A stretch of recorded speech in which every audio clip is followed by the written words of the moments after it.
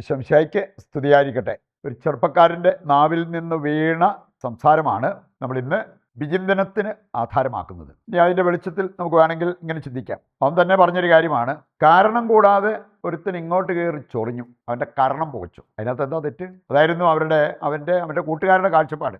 പറഞ്ഞ ഒരു കാര്യമില്ലാതെ കോളേജിലാണ് ഒരുത്തൻ ഇങ്ങോട്ട് കയറി ചൊറിഞ്ഞു. അന്ന് വൈകിട്ട് ഞങ്ങൾ കൂട്ടുകാർ ഒരുമിച്ച് കൂടി അവനെ പഞ്ഞി കിട്ടും. എന്നിട്ട് ഞങ്ങളൊരു ആഘോഷവും നടത്തി. വെറുതെ അല്ലല്ലോ, കാരണം കൂടാതെ ഇങ്ങോട്ട് കയറി ചൊറിഞ്ഞിട്ടല്ലേ. അതുകൊണ്ടല്ലേ അങ്ങനെ ഒരു കാര്യത്തിന് ഞങ്ങൾ മുമ്പോട്ട് പോയത്. അതിനകത്ത് എന്ത് തെറ്റ് എന്നുള്ള ആ ഒരു ന്യായീകരണം ആത്മസംതൃപ്തിയോടുകൂടിയാണ് അവൻ പറഞ്ഞത്. ഇങ്ങനെ ഒരു കാര്യം അവർക്ക് ചെയ്യാൻ പറ്റി. അതിന് ശേഷം ഒരു ആഘോഷവും നടത്തി. ഇത് വചന സന്ദേശവുമായിട്ട് ചേർന്ന് പോകുമോ നമ്മൾ കണ്ടെത്തേണ്ട ഒരു കാര്യം. ലോകം വേണമെങ്കിൽ ഇങ്ങനെയുള്ള കാര്യങ്ങളെ വീരോചിതമായിട്ടുള്ള ഒരു പ്രവൃത്തിയായിട്ട് അവർ കണ്ടെന്ന് വരും. പക്ഷേ ദൈവമക്കളായി നമ്മൾ ദൈവവചനം ഇതിനെ സാധൂകരിക്കുന്നുണ്ടോ എന്നുള്ളത് ചിന്തിക്കുന്നത് വളരെ നല്ലതാണ്. ആദ്യമായിട്ട് തന്നെ ഇതിൻ്റെ വെളിച്ചത്തിൽ നമ്മൾ ചിന്തിക്കാൻ പോകുന്നത്, യേശു ജീവിച്ചതും പഠിപ്പിച്ചതുമായിട്ടുള്ള ഒരു വലിയ സന്ദേശമുണ്ട്. അത് നമ്മൾ തിരിച്ചറിയണം. യോഹന്നാൻ 15:25 എടുക്കുമ്പോൾ കർത്താവ് സൂചിപ്പിച്ച ഒരു കാര്യമുണ്ട്. അവർ കാരണം കൂടാതെ എന്നെ വെറുത്തു, അങ്ങനെ വചനം അന്വർത്ഥമായി. യേശു നമുക്കറിയാലോ, യോഹന്നാൻ സുവിശേഷം 8-ാം അധ്യായത്തിലൂടെ കടന്നു പോകുമ്പോൾ പലയാവർത്തി അവരെ കുനിഞ്ഞ് കല്ലെടുക്കുന്ന രംഗം. കർത്താവ് വിശിഷ്ടമായ ചില കാര്യങ്ങൾ പഠിപ്പിച്ചു. കർത്താവ് തന്നെ ചോദിക്കുന്നുണ്ട്, ഞാൻ പല നല്ല കാര്യങ്ങൾ ചെയ്തു, നല്ലത് പഠിപ്പിച്ചു, നീ ഏതിൻ്റെ പേരിലാണ് നിങ്ങൾ എന്നെ കല്ലെറിയാൻ തുടങ്ങുക? പറഞ്ഞാൽ അവർ മറുപടി പറഞ്ഞത്, നല്ലത് പഠിപ്പിച്ചതിൻ്റെ പേരിലൊന്നുമല്ല, നല്ലത് ചെയ്തതിൻ്റെ പേരിലൊന്നുമല്ല, നീ ദൈവദൂഷണം പറഞ്ഞു, അതിൻ്റെ പേരിലാണ് നിന്നെ കല്ലെറിയാൻ ഞങ്ങൾ തുടങ്ങുന്നത്. ഇവിടെ കാണുന്നുണ്ട്, പലരും നോക്കി യേശുവിൽ ഒരു തെറ്റ് കണ്ടുപിടിക്കാൻ. അവൻ ചെയ്ത ഒരു മിസ്റ്റേക്ക് ആർക്കും വിജയിക്കാൻ പറ്റിയില്ല. എന്നിട്ടും നമ്മൾ കാണുന്നു, അവൻ ഏറ്റെടുക്കേണ്ടി വന്ന സഹനം, ഏറ്റെടുക്കേണ്ടി വന്ന പീഡനം അതെത്ര വലുതായിരുന്നു എന്നുള്ളത്. കാരണം കൂടാതെ അവരെന്നെ വെറുത്തു, അങ്ങനെ വചനം അന്വർത്ഥമായി. നമ്മൾ കാണുന്നുണ്ടല്ലോ, യോഹന്നാന്റെ സുവിശേഷം 9 അധ്യായത്തിൻ്റെ ഒരു കാതലായ സന്ദേശം. അവിടെ ചോദിക്കുന്ന ഒരു ചോദ്യം നമുക്ക് കാണാൻ പറ്റും. ഇവനിങ്ങനെ അന്ധനായത് ഇവൻ്റെ കുഴപ്പം കൊണ്ടാണോ പൂർവികരുടെ കുഴപ്പം കൊണ്ടാണോ? മറുപടിയായിട്ട് കർത്താവ് പറഞ്ഞ എന്താ? രണ്ടുമല്ല. അതേ ദൈവത്തിന് അവൻ്റെ മേലുള്ള പദ്ധതിയുടെ ഭാഗമായിട്ട് സംഭവിച്ചതാണ്. ഇതല്ലേ കർത്താവ് പറഞ്ഞത്? വചനം അന്വർത്ഥമാകാൻ വേണ്ടി കാരണം കൂടാതെ അവരെന്നെ വെറുത്തു. ഇങ്ങനെയുള്ള സാഹചര്യങ്ങളൊക്കെ വരുമ്പോൾ അതിനെ ആത്മീയ ദർശനത്തോടു കൂടി എടുക്കാൻ പറ്റണമെങ്കിൽ ഇതുപോലുള്ള തിരിച്ചറിവ് നമുക്കുണ്ടാകണം എന്നുള്ളത് നാം അറിയണം. സങ്കീർത്തനം 35 19-ാമത്തെ വചനം കൂടി എടുത്താൽ, അകാരണമായി അവരെന്നെ വെറുത്തു. സങ്കീർത്തനം 69 4-ാമത്തെ വചനം, കാരണം കൂടാതെ എന്നെ വെറുക്കുന്നവർ എൻ്റെ തലമുടി ഇഴയേക്കാൾ അധികമാണ്. അപ്പം നോക്കിയേ, എന്തുമാത്രം സഹനങ്ങളിലൂടെ കടന്നു പോകേണ്ടി വന്നു.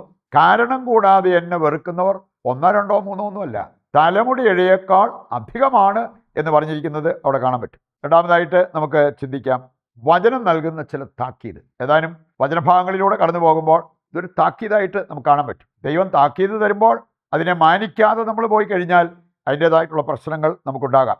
സുഭാഷിതങ്ങൾ 17:13 നമ്മൾ കാണുന്നു, ഉപകാരത്തിന് പകരം അപകാരം ചെയ്യുന്നവരുടെ ജീവിതത്തിൽ അനർത്ഥം ഒഴിയത്തില്ല. ഒന്നിനു പുറകെ ഒന്നായിട്ട് അനർത്ഥങ്ങൾ സംഭവിക്കാം. ഉപകാരം ചെയ്തിട്ട് നമ്മൾ തിരിച്ച് അപകാരമാണ് ചെയ്യുന്നത്, അത് ആരോടാണേലും. അങ്ങനെയുള്ളവരുടെ ജീവിതത്തിൽ നിന്ന്, അതായത് ഈ അപകാരം ചെയ്യുന്നവരുടെ ജീവിതത്തിൽ നിന്ന് അനർത്ഥം ഒഴിയത്തില്ല. മത്തായി 5:38 മുതൽ വായിക്കുമ്പോൾ അവിടെ നമ്മൾ കാണുന്ന ഒരു കാര്യമുണ്ട്, തിന്മയ്ക്ക് പകരം തിന്മ ചെയ്യരുത്. ദൈവം നൽകിയിരിക്കുന്ന ഒരു നിർദ്ദേശമാണ്. ഇനി തിന്മയ്ക്ക് പകരം തിന്മ ചെയ്താൽ നമുക്കും അത് തിന്മയായി ഭവിക്കും എന്നുള്ളത് കർത്താവിൻ്റെ വചനം നമ്മെ ഓർമ്മിപ്പിക്കുക. മറുവശത്ത് ദൈവം പറയുന്നൊരു കാര്യമുണ്ട്, റോമ 12:21, നന്മ കൊണ്ട് തിന്മയെ കീഴ്പ്പെടുത്തുന്നു. ദൈവമക്കൾ ഏറ്റെടുക്കേണ്ട ഒരു സ്റ്റാൻഡ് ഇതാണ്. ഇനി അതല്ല എങ്കിൽ കാരണം കൂടാതെ നമ്മളെ ചൊറിഞ്ഞാൽ നമ്മളും അവരെ പഞ്ഞി കിട്ടുന്നു വരും. ഇനി അതല്ല നമ്മൾ എടുക്കേണ്ട ഒരു സ്റ്റാൻഡ് എന്ന് കർത്താവിൻ്റെ വചനം നമ്മെ ഓർമ്മിപ്പിക്കുകയാണ്.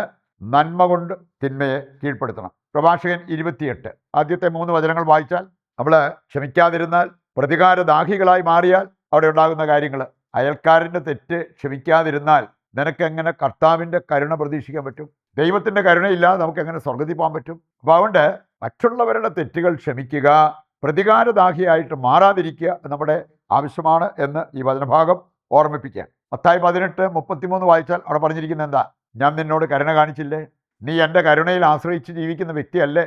അപ്പം നീ സഹജീവികളോട് കരുണ കാണിക്കേണ്ടയോ? ഞാൻ കരുണ കാണിച്ചതുപോലെ നീയും കരുണ കാണിക്കാൻ കടപ്പെട്ടിരിക്കുന്ന ഒരു വ്യക്തിയല്ലേ? അതാണ് ഈ വചനം നമ്മെ ഓർമ്മിപ്പിക്കുക. യാക്കോബ് 2:13 നമുക്ക് എല്ലാവർക്കും സുപരിചിതമായ ഒരു വചനമാണ്, സന്ദേശമാണ്. കാരുണ്യരഹിതരുടെ മേൽ കാരുണ്യരഹിതമായ വിധി ഉണ്ടാവും. ദൈവം നമ്മെ വിധിക്കുമ്പോൾ കരുണ കാണിക്കണമെങ്കിൽ നമ്മൾ മറ്റുള്ളവരോട് കരുണ കാണിക്കുന്നവരായിട്ട് മാറണം. മത്തായി 26:52 എടുക്കുമ്പോൾ അവിടെ നമ്മൾ കാണുന്നുണ്ട്, പ്രതികാരദാഹിയാകാനല്ല കർത്താവ് ആവശ്യപ്പെടുക, ശത്രുക്കളെ വാളുകൊണ്ട് ഇല്ലാതാക്കാനല്ല കർത്താവ് ആവശ്യപ്പെട്ടത്, വാള് ഉറയിലിടുക. വാളെടുക്കുന്നവൻ വാളാലേ മരിക്കും. അവിടെ ശരിക്കും പറഞ്ഞാൽ കർത്താവിനെ സംരക്ഷിക്കാൻ വേണ്ടിയാണ് വാൾ ഊരിയത്. എന്നിട്ട് കർത്താവ് പറഞ്ഞു അത് വേണ്ട, വാള് ഉറയിലിടുക, വാളെടുക്കുന്നവൻ വാളാലേ. ഇതെല്ലാം നമ്മെ ഓർമ്മിപ്പിക്കുന്നത് നമ്മൾ പ്രതികാരം വീട്ടുന്നവരാകുന്നതിനേക്കാൾ നന്മ കൊണ്ട് തിന്മയെ കീഴടക്കുന്നവരായിട്ട് മാറണം. അവസാനമായിട്ട് നമ്മൾ ചിന്തിക്കുന്നത് ആത്യന്തികമായിട്ടുള്ള ക്ഷമ. നമുക്ക് വേണമെങ്കിൽ സാധാരണ ക്ഷമ കാണിക്കാൻ പറ്റും, ആത്യന്തികമായ റാഡിക്കൽ ഫൊർഗീവ്നെസ് അത് നമുക്ക് വേണമെങ്കിൽ കാണിക്കാൻ പറ്റും. അതിനുള്ള പ്രതിഫലവും അതുപോലെ വലുതായിരിക്കും. സാധാരണ ക്ഷമയ്ക്കുണ്ടാകുന്ന ആ ഒരു പ്രതിഫലമല്ല ആത്യന്തികമായ ക്ഷമയ്ക്ക് നമുക്ക് കിട്ടാവുന്നത്. ലൂക്കാ 23:34 കുരിശിൽ കിടന്ന് കർത്താവ് കുരിശിലേറ്റിയവർക്ക് വേണ്ടി പ്രാർത്ഥിക്കുന്ന, അവരോട് ക്ഷമിക്കുന്ന രംഗം കാണാൻ പറ്റും. അതുകൊണ്ട് ലോകത്തിന് രക്ഷ കൈവന്നു. അപ്പസ്തോല പ്രവർത്തനം 7:60 കല്ലേറ് ഏറ്റുകൊണ്ടിരിക്കുന്ന സ്തേഫാനോസ് കല്ലെറിഞ്ഞവരോട് ക്ഷമിച്ച് അവർക്ക് വേണ്ടി പ്രാർത്ഥിച്ച് മരണനിദ്ര പ്രാപിക്കുന്നത് നമുക്ക് കാണാൻ പറ്റും. അവന് കിട്ടിയത് സ്വർഗമാണ്. ഉൽപ്പത്തി 50:20 ജോസഫിൻ്റെ ക്ഷമ. ആ പറഞ്ഞൊരു കാര്യം, നിങ്ങളെന്നെ ദ്രോഹിച്ചെങ്കിലും എനിക്ക് നിങ്ങളോട് വാശിയോ വൈരാഗ്യമോ പ്രതികാര ചിന്തകളോ ഒന്നുമില്ല. ദൈവം അതെല്ലാം അനുഗ്രഹമാക്കി മാറ്റി. 1 മക്കബായർ 2:53 ഈ ജോസഫ് ഒരുപാട് കഷ്ടതയിലൂടെ കടന്നുപോയപ്പോഴും കൽപ്പനകൾ കൃത്യമായിട്ട് പാലിച്ചു. അതുകൊണ്ട് ദൈവം അവനെ ഈജിപ്തിൽ വലിയ സ്ഥാനത്തേക്ക്, ഫറവോ കഴിഞ്ഞാൽ 2ാം സ്ഥാനം ജോസഫിനായിരുന്നു. യോഹന്നാൻ 8-ാം അധ്യായം വായിക്കുമ്പോൾ വലിയൊരു സന്ദേശം. വ്യഭിചാരത്തിന് പിടിക്കപ്പെട്ട ആ സ്ത്രീയെ നിർത്തിക്കൊണ്ട് കർത്താവ് പറഞ്ഞത്, നിങ്ങളിൽ പാപമില്ലാത്തവരെ ആദ്യത്തെ കല്ലെറിയട്ടെ. ഇവിടെ ആരും ഉണ്ടായിരുന്നില്ല. കർത്താവും അവളെ വിധിക്കാതെ കാരുണ്യപൂർവ്വം അവളെ കാണുകയും അവളെ വിടുകയും ചെയ്യുന്നത് നമുക്ക് കാണാൻ പറ്റും. യോഹന്നാൻ 4-ാം അധ്യായത്തിൽ സമറിയാക്കാരി സ്ത്രീ, അവളോടും വലിയ കരുണ കാണിക്കുന്ന ദൈവത്തെ അവിടെ നമ്മൾ കാണുന്നു. ആത്യന്തികമായിട്ട് അവളോട് ക്ഷമിക്കുന്ന യേശുവിനെയാണ് നമ്മളവിടെ കാണുക. ലൂക്കാ 15:11 മുതൽ വായിക്കുമ്പോൾ ധൂർത്തപുത്രൻ്റെ അപ്പൻ കാണിച്ചത് ആത്യന്തികമായിട്ടുള്ള ഒരു ക്ഷമ. എല്ലാം നശിപ്പിച്ചെങ്കിലും അവനെ സ്നേഹത്തോടെ സ്വീകരിച്ച് നഷ്ടപ്പെട്ടതെല്ലാം തിരികെ കൊടുക്കുന്ന ഒരു രംഗം. ഇതിൻ്റെ ഒരു പൊട്ടും പൊടിയെങ്കിലൊക്കെ ക്രിസ്ത്യാനികളായി നമ്മുടെ ജീവിതത്തിൽ ഉണ്ടാകേണ്ടേ. നമുക്ക് അതിനായിട്ട് ആഗ്രഹിക്കുകയും പ്രാർത്ഥിക്കുകയും ചെയ്യാം. ഇതിൻ്റെ എല്ലാ നിയോഗങ്ങളും കർത്താവിൻ്റെ കരങ്ങളിൽ ഏൽപ്പിച്ചുകൊണ്ട് ദിവ്യകാരുണ്യത്തിൻ്റെ ആശീർവാദവും നമുക്കിപ്പോൾ സ്വീകരിക്കാം.